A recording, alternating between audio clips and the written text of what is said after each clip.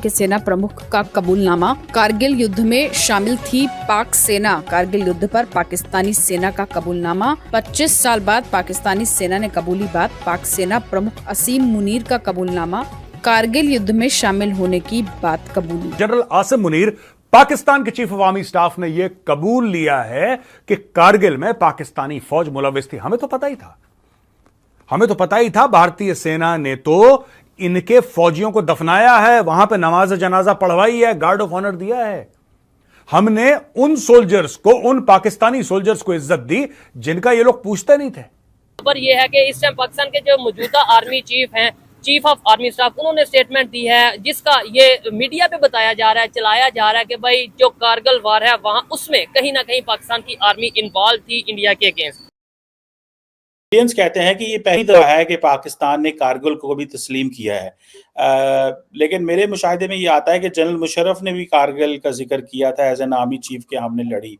आप इस हवाले से कैसे देखते हैं ये जो पाकिस्तान के आर्मी चीफ ने कारगिल का जिक्र किया कि पाकिस्तान ने कारगिल वॉर लड़ी, और इंडिया कहता है कि आज पाकिस्तान माना है, पहले पाकिस्तान नहीं मानता था, क्योंकि उस वक्त पाकिस्तान की ये पोजीशन थी कि ये मुजाहिदीन लड़ रहे हैं, पाकिस्तान की फौज नहीं लड़ रही।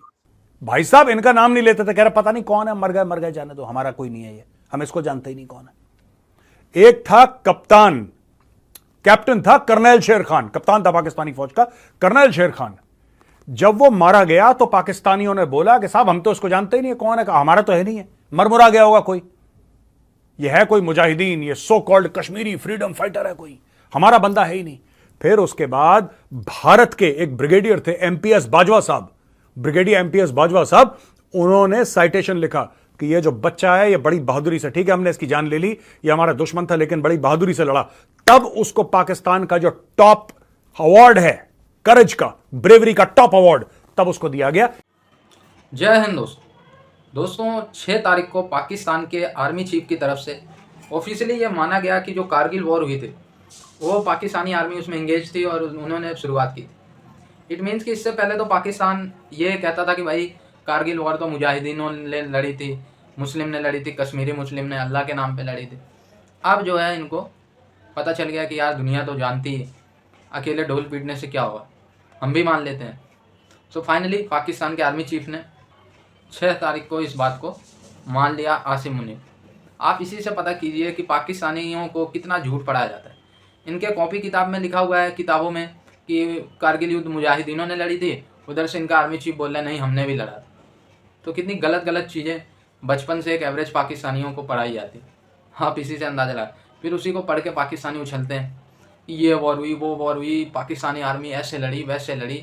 ये इतने हरामखोर हैं कि इनके आर्मी के कैप्टन जैसे रैंक के फौजी वहाँ पे शहीद मरे, ठीक है, कुत्तों की मौत, इसके बाद भी उनकी लाशें लेने नहीं आए। भारतीय सेना ने उनका क्रियाक्रम किया, जो भी होता है। कैप्टन था कर्नल शेर खान, कप्तान था पाकिस्तानी फौज का कर्नल शेर खान। जब वो मारा गया तो पाकिस्तानियों ने बोला कि साहब हम तो इसको जानते ही नहीं है कौन है, हमारा तो है नहीं है, मरमुरा गया होगा कोई, ये है कोई मुजाहिदीन, ये so called Kashmiri freedom fighter है कोई, हमारा बंदा है ही नहीं। फिर उसके बाद भारत के एक ब्रिगेडियर थे एमपीएस बाजवा साहब, ब्रिगेडियर एमपीएस बाजवा साहब, उन्होंने साइटेशन लिखा कि ये जो बच्चा है ये बड़ी बहादुरी से, ठीक है हमने इसकी जान ले ली, ये हमारा दुश्मन था लेकिन बड़ी बहादुरी से लड़ा। तब उसको पाकिस्तान का जो टॉप अवार्ड है करेज का, ब्रेवरी का टॉप अवार्ड, तब उसको दिया गया। ये दोगलापन है पाकिस्तानी फौज का। आज की तारीख में आसिम मुनीर कह रहा, हाँ हमारे जो फौजी थे ना वो बड़ी बहादुरी से लड़े, 1947-48 में भी बड़ी बहादुरी से लड़े, 65 में भी बड़ी बहादुरी से लड़े, 71 में भी बड़ी बहादुरी से लड़े, कारगिल में भी बड़ी बहादुरी से लड़े। ये भी बोल दो, ठीक है आसिम मुनीर, जब सच बोलने का तुम्हें अंदर से उबाल आ ही गया तो ये भी बोल दो कि कश्मीर के अंदर तुमने एसएसजी वाले भेजे थे, ये उनकी भी तारीफ कर देना कि बड़े बहादुरी से। देखो सुनो दोस्तों, मैं आपको एक बात बताता हूं ये क्यों सिग्निफिकेंट है। एक्चुअली इवन इन 1949 ये पाकिस्तान की फौज इतनी चोटी फौज है, आज मैं इस फौज की पतलून उतारता हूं, जो हमारे बड़े थे इनकी पतलून 93,000 ढाका में उतार चुके हैं। दोस्तों ये 2024 और गौरवारी आज फिर इनकी पतलूनें उतारने लगा है। देखो 1947-48 में जब कबायली आए थे उनके साथ पाकिस्तानी फौज भी आई थी, तब भी ये लोग यही कह रहे थे कि इसमें पाकिस्तानी फौज है ही नहीं, तो कबायली हैं। हमारा कोई लेना देना नहीं है इससे, हमारा कोई। अब खुद उनका आर्मी चीफ कह रहा है कि 47 48 में भी बहादुरी से लड़े। कैसे बहादुरी से लड़े भाई? तुम तो थे ही नहीं यहां पे, तुम तो थे ही नहीं। दोस्तों, जो दूसरी बड़ी लड़ाई हुई पाकिस्तान के साथ 1965 में, 1965, इन्होंने फिर यही बेवकूफी करी। और इन्होंने पता है क्या सोचा था? इन्होंने यह सोचा था कि साहब वहां से कबायली अंदर आ जाएंगे, इर्रेगुलर्स आ जाएंगे, वो दंगा फसाद करेंगे पीछे से। और इन्होंने 1 साल पहले रण ऑफ कच्छ में, जो कि गुजरात में है, वहां पे एक्शन करना शुरू कर दिया था।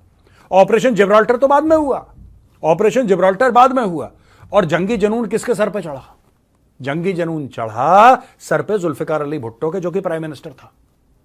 ठीक है जी, मैं किसी दिन आपको बताऊंगा पूरी 1965 की बात। लेकिन fact of the matter is कि ये चढ़ दौड़े, फिर इनको जूते पड़े। लेकिन जूते पड़ने से पहले इन्होंने अपने इर्रेगुलर्स भेजे, अपनी पाकिस्तानी फौज नहीं भेजी। इन्होंने 1965 में अपने इर्रेगुलर्स भेजे, सादी वर्दी वाले। और इनका यह आइडिया था कि जब वो घुस जाएंगे अखनूर साइड से, जब वो घुस जाएंगे और वो कश्मीर पहुंच जाएंगे, तो कश्मीरी मुसलमान खड़ा हो जाएगा। और कश्मीरी मुसलमान, इनको लगा कि 20,000 कश्मीरी मुसलमान वहां पे तैयार है हमारी फौज के साथ कंधे से कंधा मिला के इंडियन आर्मी के खिलाफ। वहां पे कश्मीरियों ने, आपको पता है क्या करा? कश्मीरी गए इंडियन आर्मी के पास, बोला पता नहीं सर कौन पागल के बच्चे घूम रहे, जरा इनको जूते मारो। इट्स अ फैक्ट, आप जाके चेक कर लेना हिस्ट्री, अगर मैं गलत बोल रहा हूं तो। और जो पाकिस्तानी भाई बहन देख रहे हैं, मैं उनको भी बोल रहा हूं, आप भी जाके चेक करो हिस्ट्री। ना इंडिया का वर्जन पढ़ना, ना पाकिस्तान का पढ़ना। आपको जिस पे भरोसा है उस मुल्क का वर्जन पढ़ लेना, आपको पता लग जाएगा।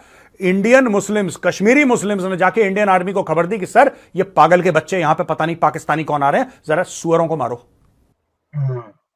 इसमें कहने सुनने के लिए बचा कुछ नहीं जनाब। ये तो एक ऐसा टॉपिक है जिस पे बहुत ज्यादा कन्वर्सेशन हुई है अक्रॉस द बॉर्डर, स्पेसिफिकली जो मिलिट्री सर्कल्स हैं दोनों तरफ से। तो इसमें कोई शक नहीं कि पाकिस्तान की जो फर्स्ट हैंड पोजीशन रही है वो ये रही है कि जी हम तो इसमें इन्वॉल्व नहीं थे, बल्कि ये मुजाहिदीन थे जो कश्मीर से आए थे और वहाँ पे लड़ रहे थे। तो इस हवाले से उन्होंने एक बड़े पैमाने पे जो है वो डॉक्यूमेंटेशन और पेपर वर्क भी किया हुआ था कि कितने लोग थे, कितने लोग मारे गए, क्या चीज हुई, और उसके नतीजे में जो फॉल आउट हुआ बाद में वो भी आप लोगों ने देखा कि वहाँ पे जो लोग, जो कैजुअल्टीज हुई हैं, उनकी जो डेड बॉडीज हैं वो रिसीव करने से इनकार कर दिया गया था। क्योंकि जब आपकी पोजीशन ये है कि हम तो है ही नहीं, तो आप ज़ाहिर डेड बॉडी तो नहीं वसूल कर सकते। तो ये तो एक एक्सट्रीम किस्म का डिनायल था, एक बहुत बड़े फैक्ट का, कि जी हम इसमें इन्वॉल्व नहीं हैं। तो उसको जो है वो अगर आके, तो अब कोई किसी ने तस्लीम किया, तो इंडिया अगर उसको किसी तरीके से हाईलाइट कर रहा है तो ये समझ में आने वाली बात है। जी चीमा साहब, ये आपको आवाज आ रही है? तो आपकी क्या वजह है कि जी जी जी मुझे आवाज आ रही है, मुझे आपको आवाज आ रही है लेकिन सर? आप फ्रोजन हैं, आप जो है ना लेकिन वो स्क्रीन पे फ्रोजन है। अच्छा, वो मेरा ख्याल है थोड़ा इंटरनेट का सर इशू है। लेकिन सर क्या वजह है कि पाकिस्तान आज तक इसको हाईलाइट, इसको मानता नहीं रहा, या पाकिस्तान के किसी आर्मी चीफ ने या वजीर आज़म ने इसका जिक्र क्यों नहीं किया फिर आज तक, या अभी क्यों किया गया है, पहले क्यों नहीं किया गया?